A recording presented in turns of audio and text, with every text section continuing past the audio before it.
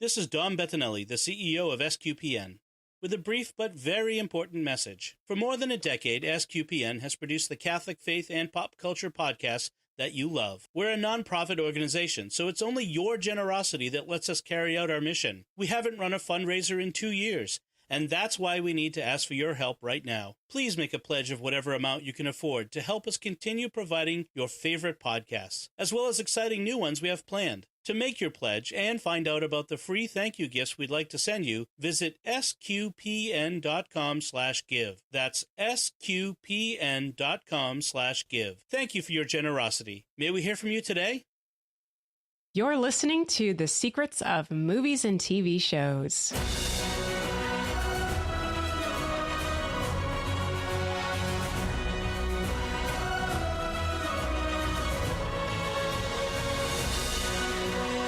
Hi, I'm Angela Cialana, and you are listening to The Secrets of Bohemian Rhapsody, where we will discuss the hidden layers and deeper meanings of this movie. Joining me today on the panel are Queen fan extraordinaire Joanne Mercier. Hello.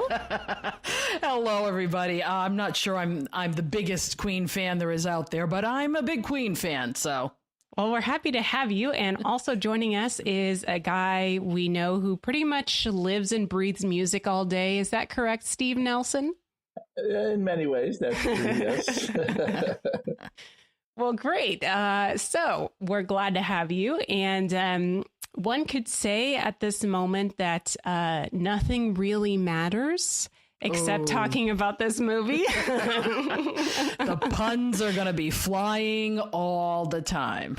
Yes. I'm not sure I can keep up. I'm just a poor boy from a poor family. Oh, here we go. All right. So it's a game. It's whoever counts the number of puns correctly wins a prize.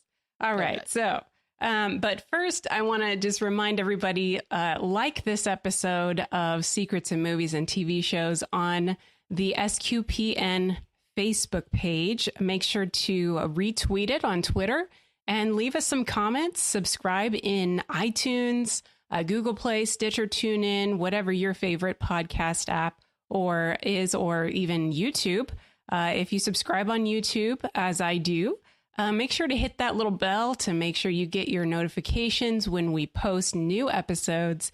And above all, guys, make sure to share this podcast with your friends. Help us to grow our community and reach more listeners. So we are going to dive into this. The show must go on, as you might say. Mm-hmm.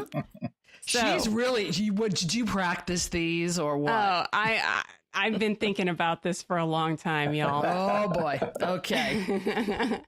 So getting into that Queen mindset here, let's talk about this movie. What were your expectations, number one, when you arrived at the theater? And then how did the movie impress you? What were your impressions? What were your thoughts and feelings as you left? So who wants to start?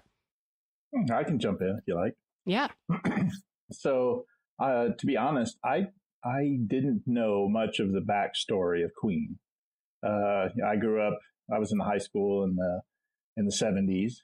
And so the songs of Queen were the anthems of my youth, so to speak. I mean, we heard them all the time on the radio. You know, the bands played them, the marching band played them. You know, I heard them everywhere. And so they were the soundtrack of my high school years. So I went in expecting to be able to hear all of my favorite music.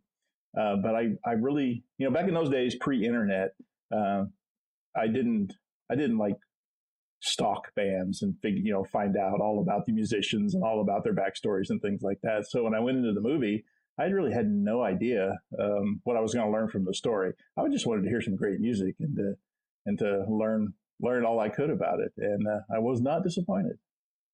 Awesome. So what about you, Joanne? Yeah, I don't know if I had any real expectations. Usually when I go to a movie, I don't. I usually try to take it as it comes. In fact, I didn't even know this movie was in the pipeline until this summer I had attended a movie with some friends and I saw the poster and I went, "You're kidding." Oh, write this date down.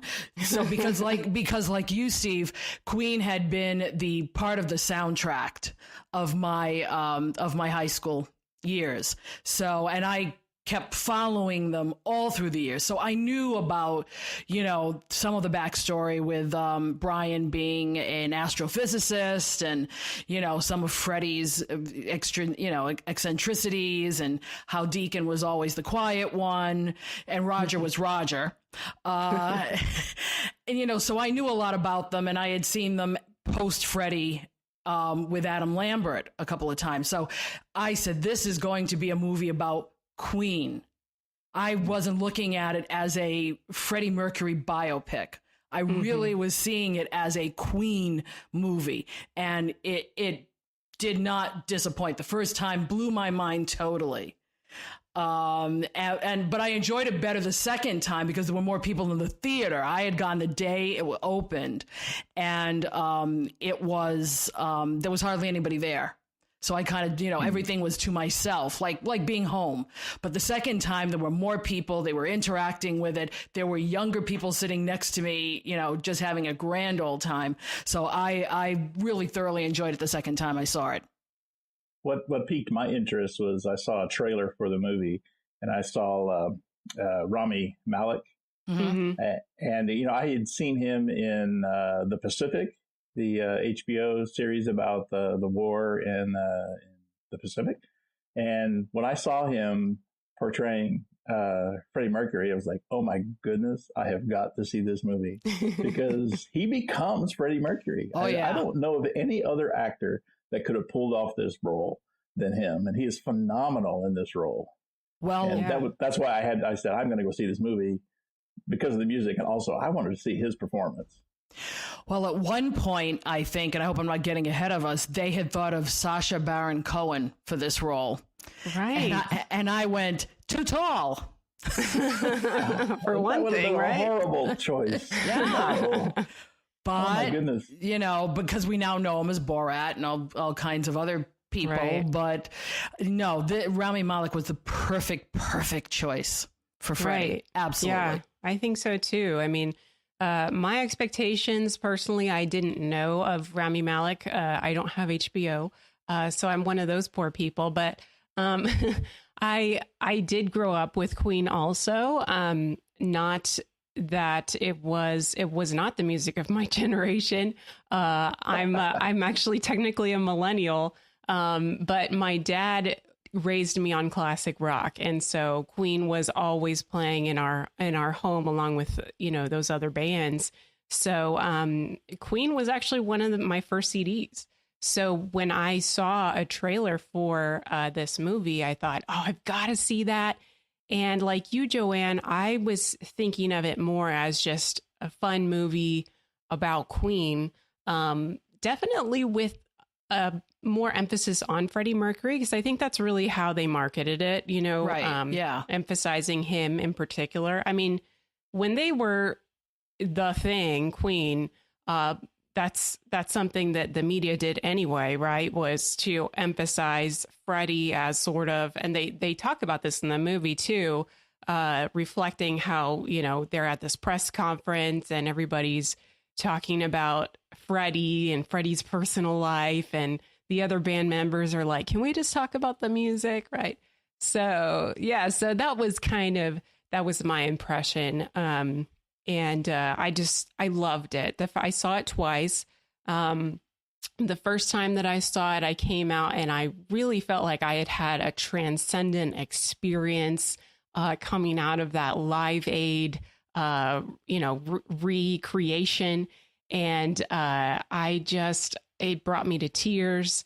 And the second time it was, I picked up on a lot more details. So, Agreed. So we'll get into all that, but you're right, Joanne, to kind of set the stage for this, the history of the production a little bit. I had heard about this movie trying to be made with Brian May and Roger Taylor being part of the team to get the movie together. And it had actually been announced in 2010, all the way back in 2010.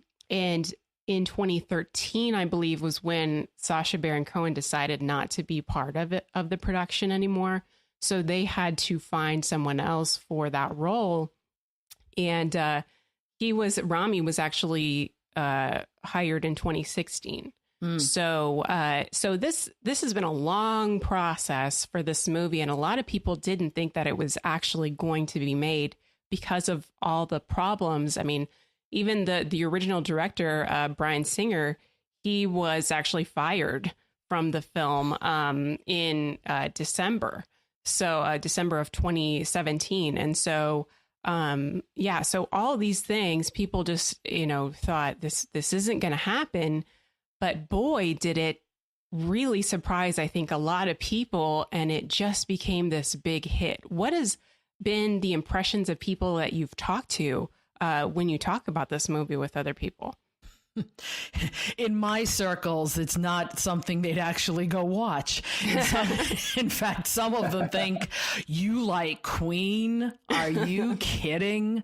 Amongst my friends who do like Queen and who do like them and have seen them over the years, it was one of those things that you knew would get made at some point, because since Freddie's death, Brian and Roger have really, really been very careful with the Queen brand, been very careful with the legacy that they're going to leave behind of this band. And all four of them, even though John retired, they always say it's all four of them. And even with other people taking the lead singer role in their concerts and stuff, it still is Queen. It is essential Queen. It is quintessential Queen.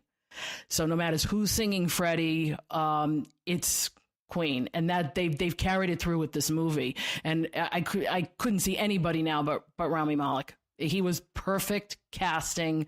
And the guy who played Brian, I thought I was looking at the young Brian. He looked so much like him, except for the eyes, because I think Brian's eyes are brown and this guy had blue eyes.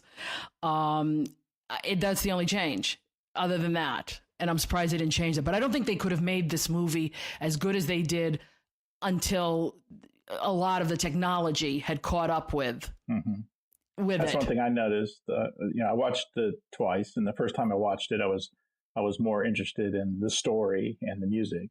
But the second time, then I started to notice some really fantastic filmography, especially at the Live Aid concert and the things that they did there. And I was like, that's really well done. I didn't even know how they got that camera from the Freddie, at the piano, and then it goes underneath the piano bench through his legs up to the guitar that Brian's playing. Did you notice that? That shot?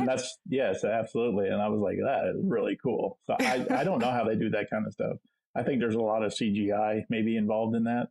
And the crowd, obviously, they did not get that many people in Wembley Stadium. In fact, that particular stadium is torn down, isn't it? Where they actually had it is torn down.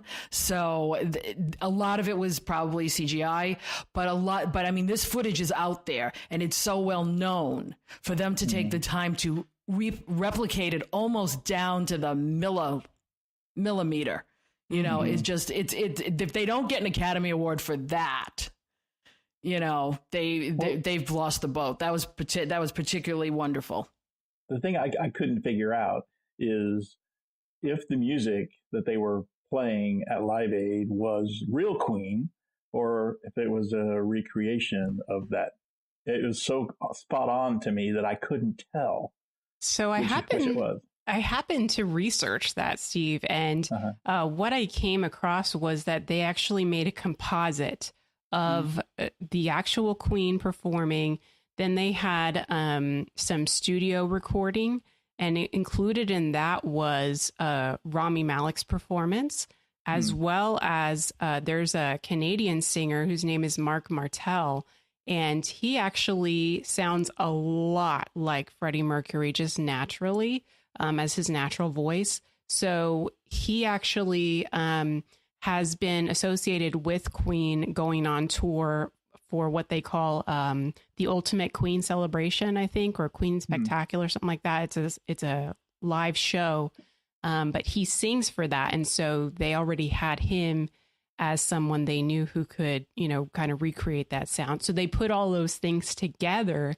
And then in addition to that, they had people send in recordings of themselves singing certain parts of the songs, and then they put all those together to make the crowd sound. So, I mean, isn't that just fantastic? I mean, I felt like I was there when I was watching that. Yeah, I was totally convinced. I didn't try to listen to them side by side, like an original recording or anything, but I could not pick up anything that sounded false to me. I went back after the first time I saw the movie and watched the Live Aid because it's all over YouTube. Right. And I was when I went back for the second time, I said, they really did a marvelous job on this. You couldn't tell it was that good. Like I'm saying, they should win the Academy Award just for that, just for that piece of cinematography, because you're not going to get that again. So since attention. So since we're talking about Live Aid, why don't we just get into it? I mean, the movie does technically start off with Freddie getting ready for Live Aid. Live Aid's getting ready to launch. And so let's talk about that part. And of course, we are going to be spoiling the plot of the movie. Yeah, we are. Which, I mean, technically, there are some spoilers.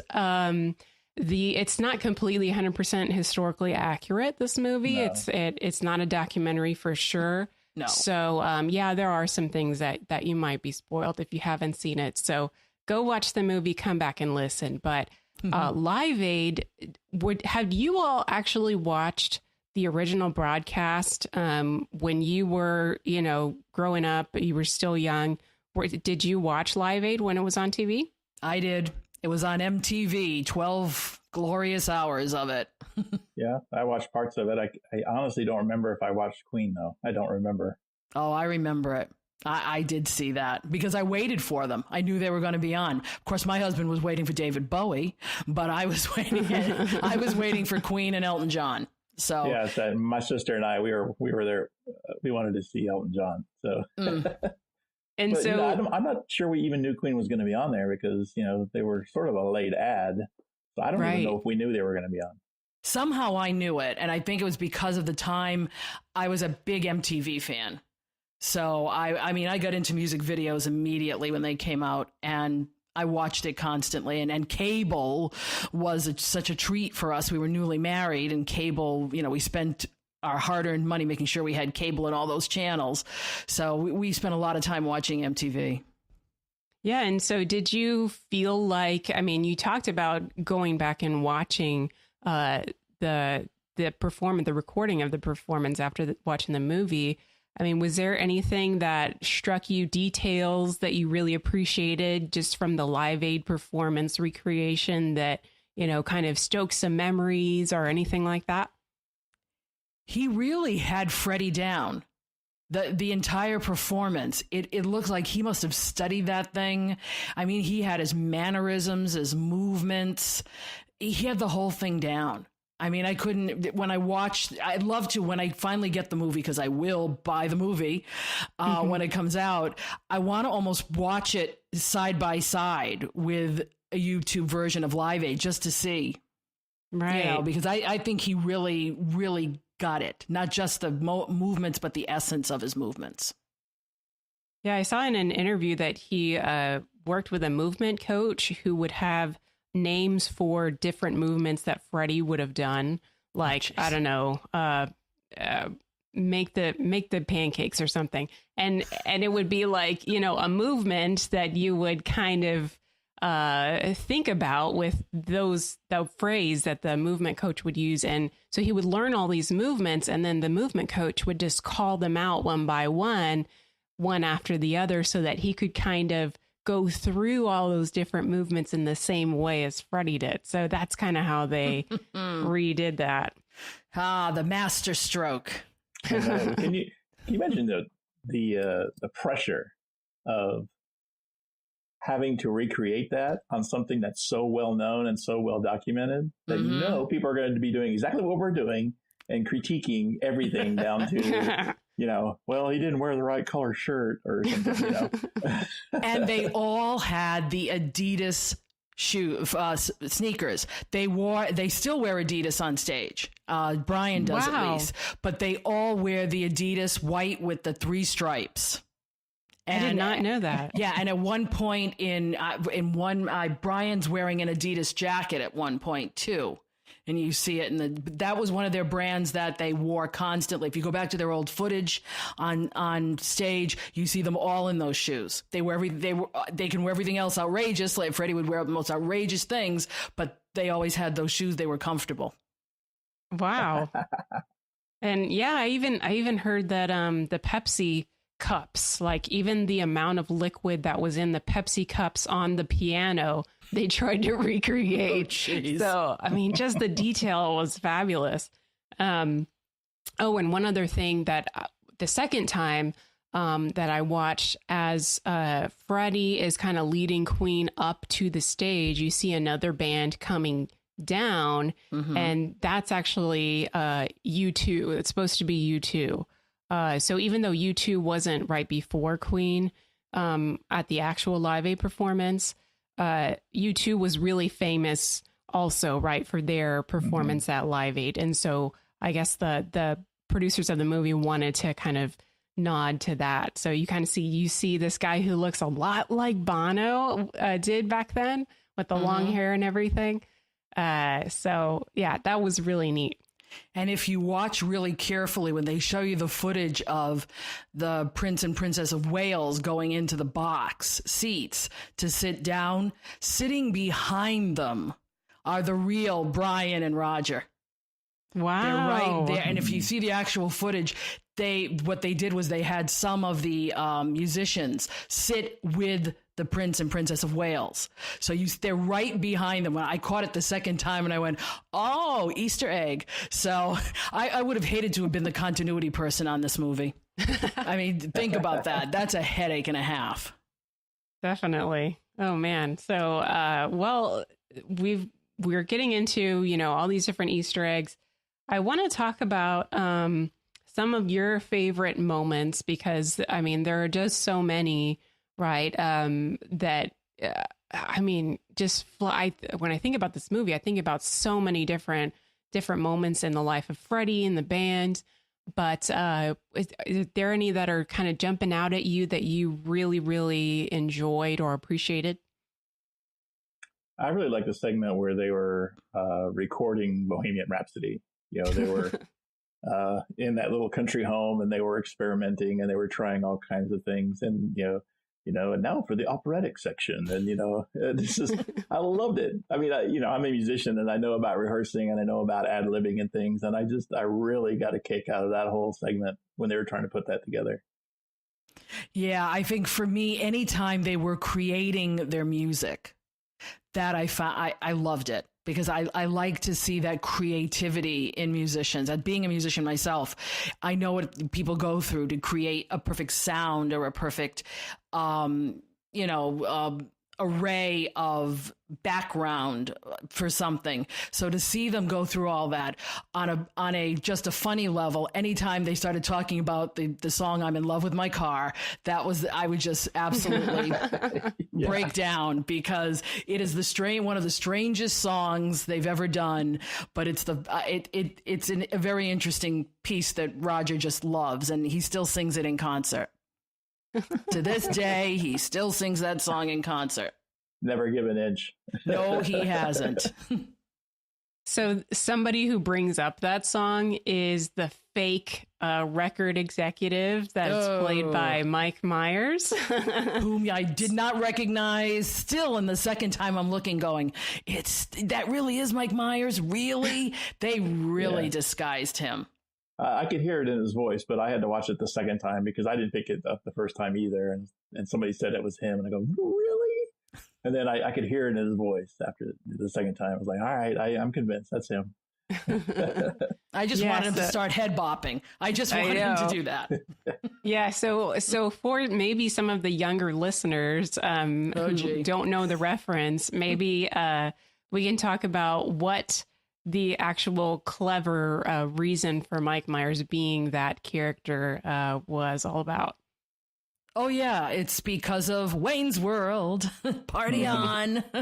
And what they did in Wayne's World was Wayne and Garth get in the car with their friends and they want a little Bohemian Rhapsody and they put it in and they all know the words and they all sing to it. And I think this is the 25th anniversary of Wayne's World this year. I'm not sure about that. I think it is. Okay. So this was basically a tip of the hat to Mike Myers, who put Queen back on the map by putting that in Wayne's World. I know, but it also means that every kid that you see banging their head when that song comes on, it's because of Wayne's World. Exactly. But is it though, or is it just the music is so good? I know it's probably a little of both, but it's the enduring quality of the song Bohemian Rhapsody. My husband and I were having a little disagreement over which was the best rock song ever. He still thinks it's Stairway to Heaven. And I'm, clearly in the corner of Bohemian Rhapsody because you're never going to get another piece like that again. The way that thing is constructed, sure. No way.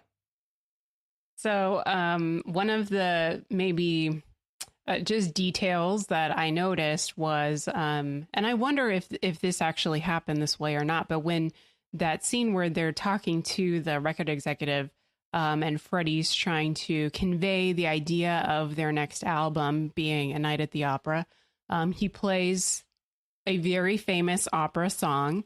And if you aren't familiar with it and you wanted to look it up, I just thought I might mention that it is Habanera from Carmen, which was composed by Bizet, who did a fabulous job. So fabulous that we're still, everybody knows that song, even if you don't know what it's called, but it is Habanera. So any other thoughts? Shows up in car commercials occasionally.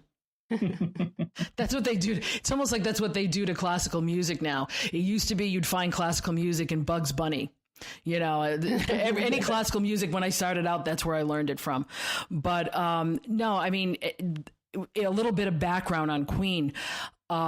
When they went into putting together A Night at the Opera, which is where Bohemian Rhapsody is the second to the last piece on that album, they had just changed management. So that the very first song on that album is a song called Death on Two Legs. And it's about their first manager who ripped them off. They had a manager originally who basically took all their money. So it was Freddie's really acid-tongued lyrics of what this guy did to them. That's how that entire album starts off. And then it goes into so many different directions. But Bohemian Rhapsody was the piece that was the penultimate piece of that whole album. He wanted to do something different. Up until then, they had been doing, really hard rock, a little bit of campy stuff in Queen too, with the Fairy Fellas Masterstroke and a few other pieces. But when they got to that one, he was just being totally, we're going to mix it all up. But every one of those songs, there was it was still a collaboration. It wasn't, it may have been Freddie's idea, but every one of them contributed something.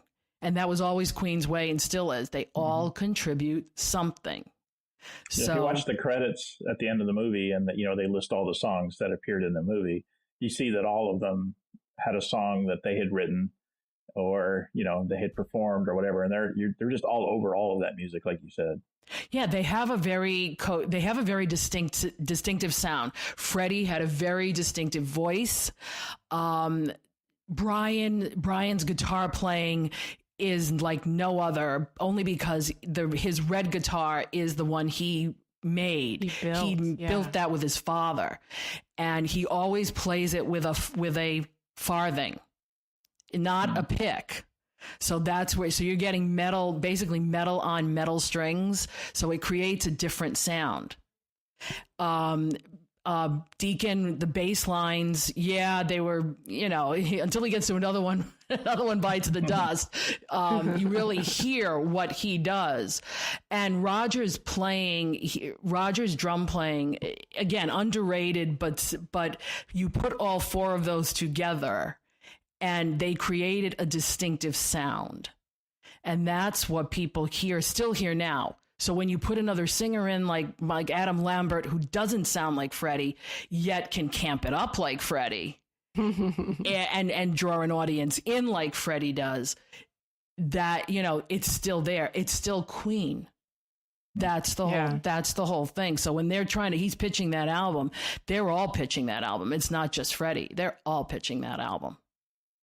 Now, you mentioned Adam Lambert, the current frontman of Queen, and did you catch his cameo in this movie? Missed it both times. I heard it was in there, but I missed it myself. But do you know which character he played? I do now. Yeah, but missed it both times. Yeah, so when Freddie is at the truck stop and he's talking to Mary on the phone, there's a truck that comes up and parks, and the guy walks by, and Freddie watches him as he goes into the men's room. That trucker is Adam Lambert. Who knew? And the funny thing about Adam Lambert is he's not a natural dark hair. He's a blonde.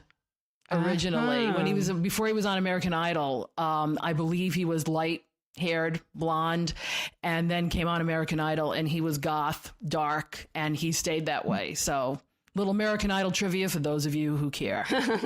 That's an odd role for him to play in that movie. It is. I don't think so. Well, there's no. Where else could they put him in? I guess. I mean, there's no speaking part, right? I don't. Nope. He doesn't say a word. No. So, another little Easter egg that we get is at the very beginning, all of the cats and all of their names. And they each had a room in Freddie's house. So that was an Easter egg there. And another big one was that I think was featured a few times in the movie, at least twice, is that huge portrait of Marlene Dietrich in Freddie's house. And that was, of course, was a famous photograph from, what was it? Shanghai Express, the movie Shanghai Express. And that was what influenced the look for Queen's video of Bohemian Rhapsody. Right. So, another Easter egg there. I gotta say partly, because if you see the album cover to Queen 2, which was their second album, it's exactly that formation. It's that 4-man formation, and they carried that over to Bohemian Rhapsody. So he may have been influenced, but it showed up on an album cover earlier. I have that album still in vinyl. Exactly. Only way to listen to that music. It really is. I need to get a turntable. All right. So now here I'm going to quiz you guys. So we're talking about now another Easter egg inside the party at Freddie's house. And there is a reference to a song, a very famous song, a couple famous Queen songs. As Freddie's walking through the party, there are a bunch of girls, and they're doing something that is very, very well known. If you saw from behind, maybe I'm giving some clues here. Oh, you see from I know behind. where that is. It's one of two songs. Uh-huh. Okay. So it's either Fat Bottom Girls or Bicycle Ride. Exactly. So there are some girls at the party that are riding stationary bikes. And so that's a reference to those two songs. Pretty cool. I would not have gotten that. Well, that tells you I've spent way too much time listening to Queen. It's very helpful on this podcast, I got to say. So, I mean, what other scenes really jumped out at you? Joanne, what was the scene for you? Oh, there's so much that jumped out. I mean, a third time around will probably help me out a little bit more. But I mean, some of the scenes of them together interacting, I think the one where he comes back and wants to rejoin the group I mean, the guys were trying so hard to be mean and nasty to him, and they just couldn't. So it shows you the depth of the feelings that they had for each other as a group, as bandmates, but also as friends. They were friends. And I know when I make music with my friends, it always means a lot more. You know, you can play off each other. You know what the other one's about to do. There's a familiarity. There's a warmness. So that kind of stuff made me, that would jump out at me, just knowing a lot about Queen themselves. Yeah. I was very interested in the way they handled the AIDS crisis. Right. And, Freddie's diagnosis and how he told the band, although that's not accurate exactly. No. Mm-hmm. And all that. I mean, those are sensitive subjects. Mm-hmm. And also, the whole gay culture and everything and how they handled that, because they wanted it to be obviously a family movie or a movie any audience could see. Mm-hmm. And so they were being very sensitive in the way they handled all those topics. And I thought it was well done, very carefully done and very carefully thought out. And so I appreciated that because there were no really uncomfortable moments for me. No, I agree. And I know the critics took them to task for it. I don't know what they wanted to see, but what they ended up with and what they do see is what Roger and Brian wanted them to see. Which was I think the love that they all had for each other. Right. That was really a theme, I thought, was Freddie's loneliness. You see him lonely definitely as, he kind of starts to go off on his own with Paul. And you really see Paul portrayed in a villainous, way. Mm-hmm. And that definitely was, I think, the influence of Roger and Brian in the writing of the script. But, how they might have looked at Paul. But, you see these scenes of Freddie just kind of walking through. I mean, there's the club where, he's just kind of like, he's totally overwhelmed with his life. And you see him just lonely and definitely not the same lively, joyful person that he is at the beginning or at the end of the movie. So I don't know if you guys found that to be the case also when you were watching. Yeah, that's a hard one. Mm-hmm. Well, I work with a lot of creative people and a few hyper creative people like him. And so I've seen that kind of behavior before, these wide swings. Mm-hmm. And so that didn't surprise me at all. Mm-hmm. And I think, there's plenty of examples in, among musicians where you see that, mm-hmm. Even actors, movie actors and stuff, you see that same sort of wide swings.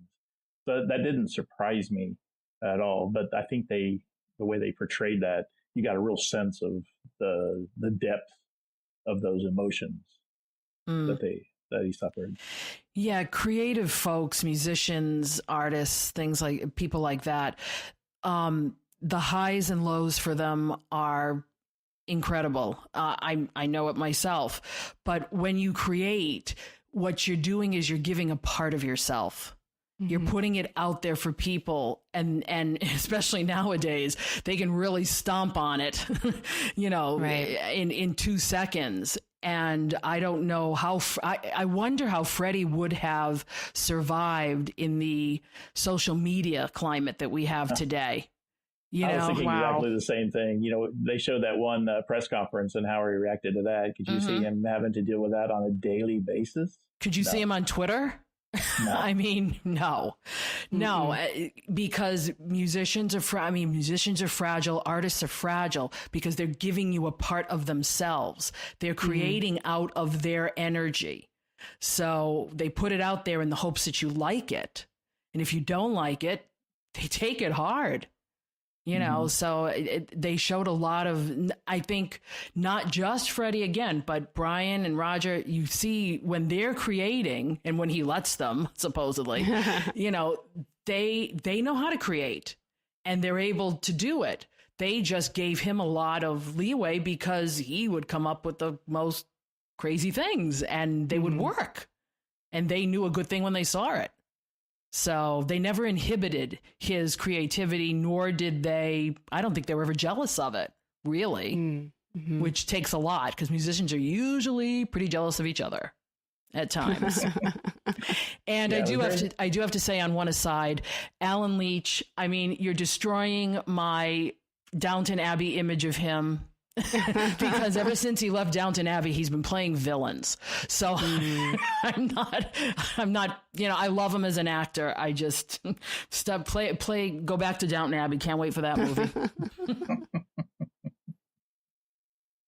Steve, what were you going to mention? Oh, I was just, you know, you mentioned that it was a very carefully crafted story that the surviving members wanted to tell. And I noticed that there was really no heavy emphasis on that disastrous disco album that Queen put out. Ooh, that was so horrible. We don't talk about that one. So that's not part of the story. No, in fact, for good reason. In fact, some of their other music, never gets used. I mean, they talk about Killer Queen, but they never use it. Right. You don't really hear Killer Queen. You really don't hear I'm in love with my car. No one knows what it sounds like unless you go out and buy the album to find out. But, you know, there are, and they don't get to the later ones. You know, I Want It All it should be the anthem of some generation. And I'm surprised. The one that they didn't use, I'm surprised, is one that Roger wrote called These Are the Days of Our Lives. And it's a real retrospect. I figured they would use it at the end because they do use it in the concert, but I guess that one's a little too personal still for them to put that out there because Roger sings it now in concert with Adam, and it's a really cool piece. I think the music was very well used, though. I mean, Queen has such a collection of songs that, I mean, you really can't play all of the great songs in the movie. But one of the uses of music that I really, really loved was Who Wants to Live Forever. In that scene where Freddie's in the hospital and finding out his diagnosis. And I mean, we talked about the cinematography, but to me, as he's walking out of that hospital, those doors are like backlit, almost like heavenly, with a heavenly glow. And you see that other patient sitting down who says, "Ayo," you know, to him. Yeah. And that was powerful. It was such a representation, like you said, Steve, very respectful, very solemn almost part of the movie. But cinematically, they did such a beautiful job with that in particular. And another related to that is I'm thinking about when he's actually revealing the news to the band and they're practicing in that church, and the ceiling of the church is blue. And I remember him saying, "We're going to punch a hole in that stadium, the roof of that stadium." They say, "Well, there's no roof." And he says, "Well, we're going to punch a hole in the sky." And it's such a moment where you just, you know, they're framing the shot with Freddie right in the middle of that shot. And with that blue behind him, it's almost like ethereal in a way. So I really saw a lot of shots where it's almost like they're paying tribute to Freddie through the way that this movie looked. They are definitely. Freddie has never been far away for them all these years. Yeah, he's still, when you go to a concert, they still put him up on the screen. That he sings, usually it's Love of My Life with Brian. Sometimes it's he is there in Bohemian Rhapsody, of course. Adam stays out of that. And Adam has said it in interviews, I think, and also he said it on stage. I'm here to pay homage to Freddie. I'm not Freddie. Mm-hmm. I'm not going to do an imitation. So, and so I think they're always very sensitive to that. And I think that's probably why they didn't want to get too, and I hope this word isn't the wrong one, seedy with any of those parts of Freddie's life that were very well documented, that people saw in the newspapers and in National Enquirer and stuff like that. I think they wanted to frame it with, but he was more than that.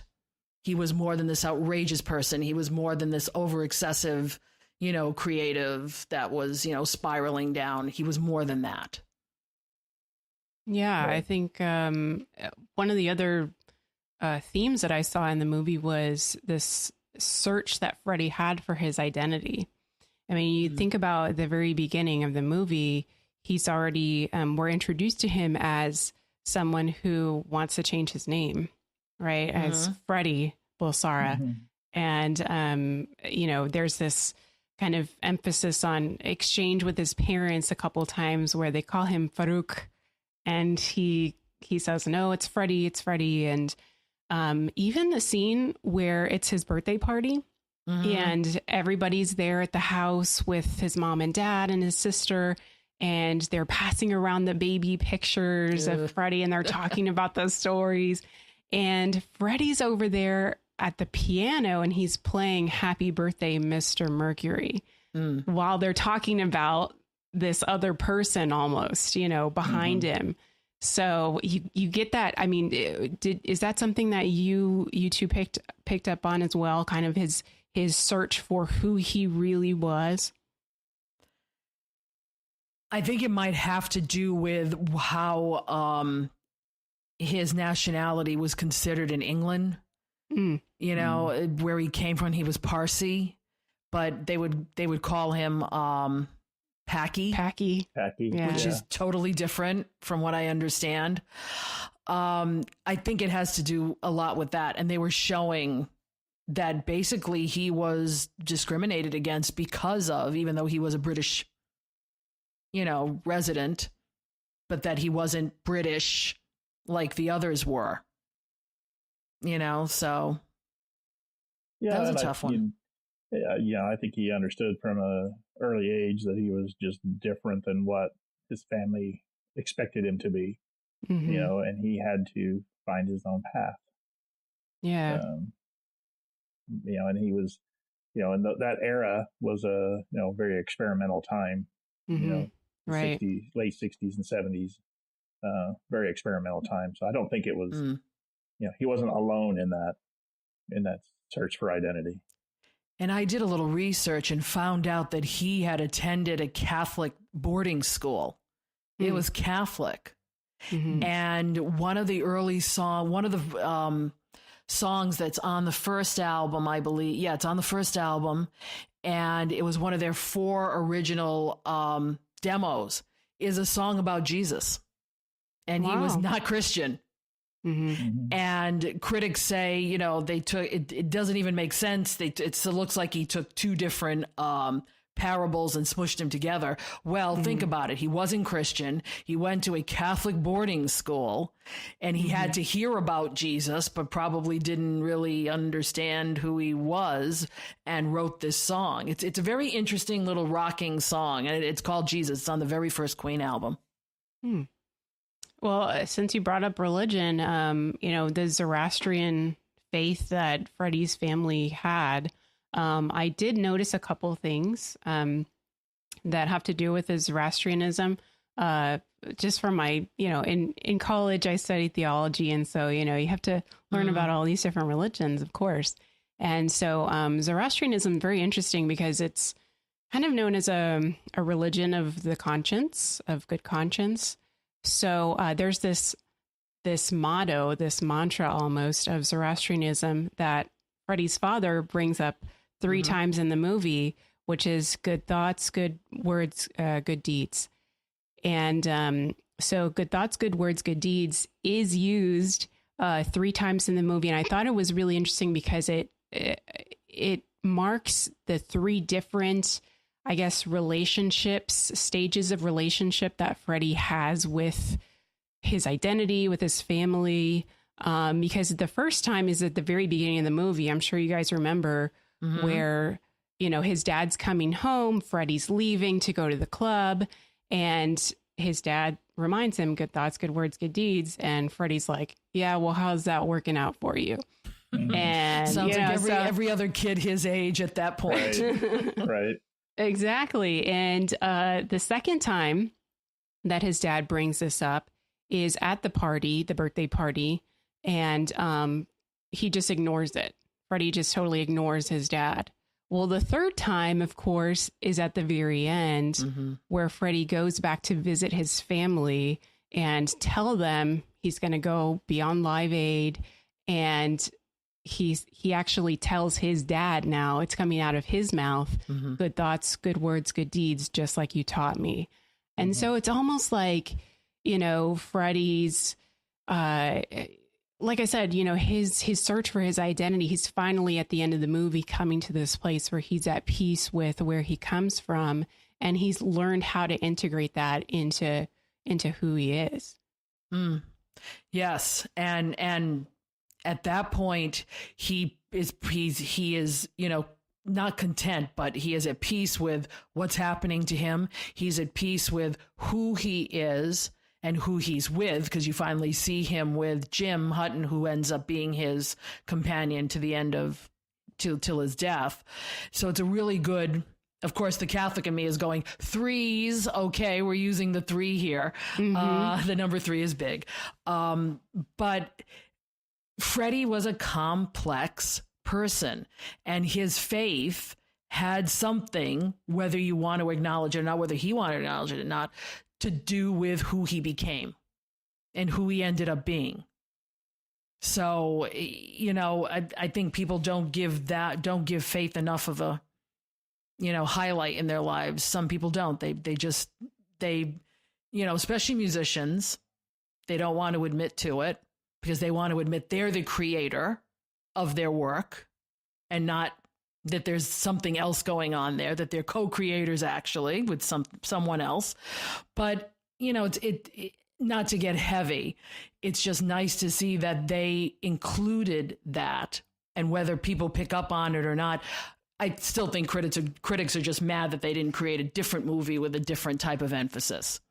Because, but the fans, I guess, what did I read today? $500 million. Yeah, in revenue. It's the highest grossing music related movie of all time. And I think did it's it knock Beauty and the Beast off the pedestal? So, yeah, I mean, Steve, working with a bunch of musicians all the time. I mean, what did you think of kind of the way that we saw Freddie's kind of musical progression and growth, and how that the relationship with his life and everything? Oh, wow. That's a big question. Not to put you on the spot or anything.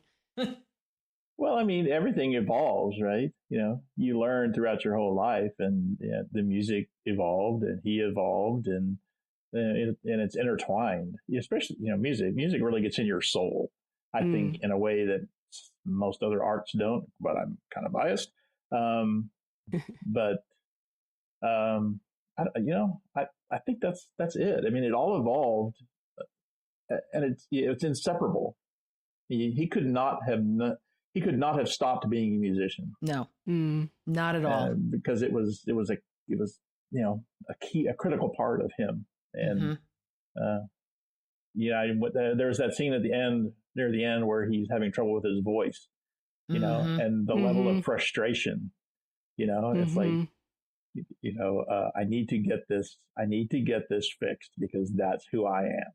Exactly. I know that as a former singer, your voice is you. You are the instrument. Your body is the instrument. Everything in your body shapes what comes out of your mouth. That's why Freddie never had his teeth fixed, because fixing his teeth would have changed the shape of the sound that came out. So he kept everything. That's why Barbra Streisand never had her nose done. It's we as singers, you know that you learn that early on. But when the voice especially is your instrument, everything that comes out is you. Everything that happens to you emotionally, physically, mentally affects what you do, the sound you produce. It's not like a guitarist or a pianist where the instrument is an extension of themselves. The voice is you. And that's why Freddie is struggling at that point, because he knows he has a good shot here to give himself totally to as many people as possible, because that's what he wanted to do. He wanted to entertain and make people happy. That was his goal. And he knew if he blew this, and they all looked at each other when you see it in the Live Aid, the minute he starts singing, they all look at each other and go, wow, it's him. Because apparently it hadn't been him through rehearsal. Yeah, so I think he also probably knew that it was his last major performance. And adrenaline is a big drug. Adrenaline when I went to see this movie again, I wrote down this quote that he says at that practice that I just loved, and I thought it kind of summed up what you all are talking about. He says, "I won't be their victim, their AIDS poster boy, their cautionary tale. I'll be what I was born to be, a performer who gives the people what they want." Exactly. And so I think, the movie really portrays him that way. I think it really does a great job of, all of the band is definitely part of the movie, but like we said, there is this spotlight on Freddie, and it's almost like, to me, watching it, I took it as a love letter from the rest of Queen to Freddie, and showing the world what they thought of Freddie and who they saw him as.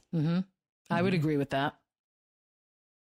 Yeah. And there's another moment I'm remembering when he is making up, and he's kind of talking to them about how they're in Miami's office, and he's talking to them about what a jerk he's been and all that.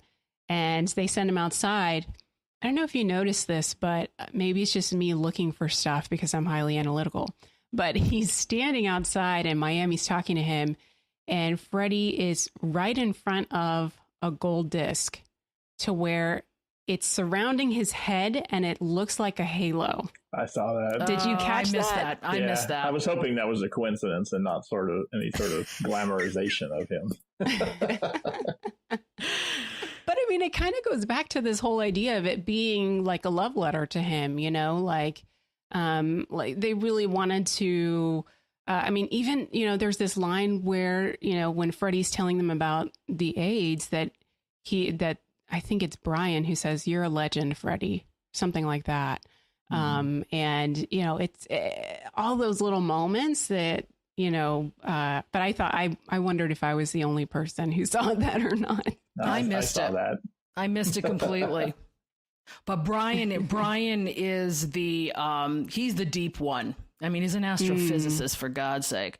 And he is the deep one of the group, and he seems to be, and he's the spokesman. He really always has been. But it was their group. I mean, it started out as him and Roger, and I forget the other guy's name that left them. And that's part of a true story. And that's how Freddie fills in. So that part is basically true. Where it happened exactly, maybe not, but it is kind of true. But Brian is always, he's deep and he's caring. And like I said, after Freddie died, they could have just folded it and said, good night, we've done it. And they have kept the brand going, and not cheesy either. Not like the only way I can say, not like a Gene Simmons Kiss, Family Jewels type of way of keeping the brand going. But they've been respectful. Maybe it's because they're British, I don't know. But they're very, very respectful of their talents, of the past, of the fans that still are with them, and there are plenty of them. The last Queen concert I went to, there were people bringing their grandchildren to this. So it's almost like if the Beatles had stayed together, because they do owe a lot to the Beatles, and they've said that before. The Beatles did it first. They were able to capitalize on it.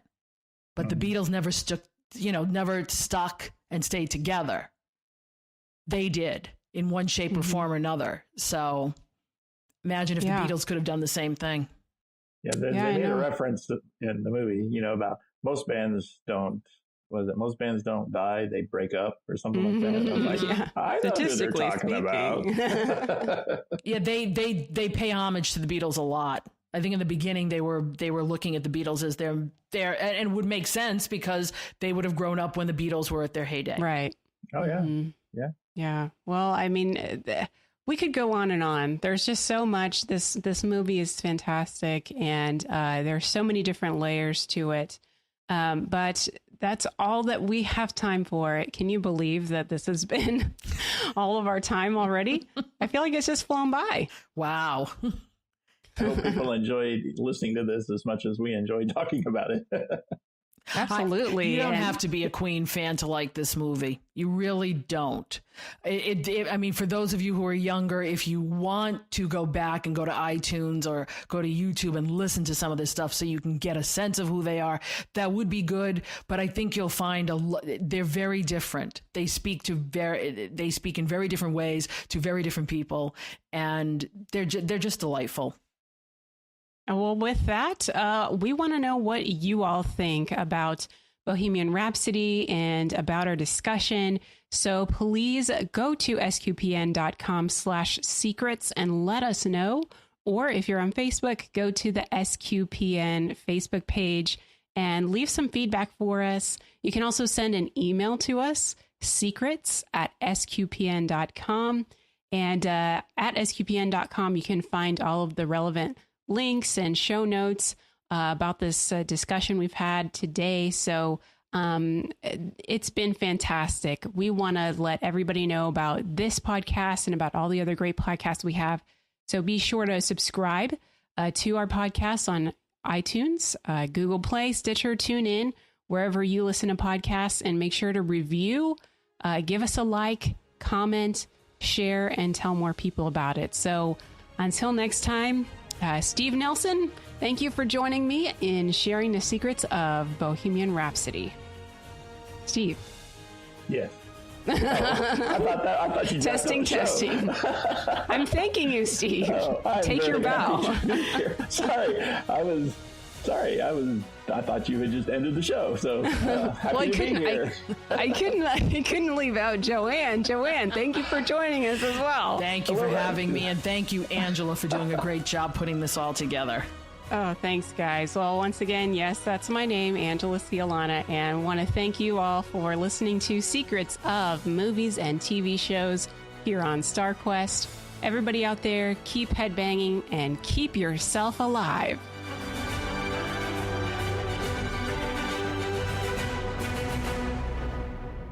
This is Don Bettinelli again. We hope you've enjoyed this podcast and that you'll help us keep producing the podcasts you love. Thank you for your generosity. To make your pledge and find out about the free thank you gifts we'd like to send you, visit sqpn.com/give.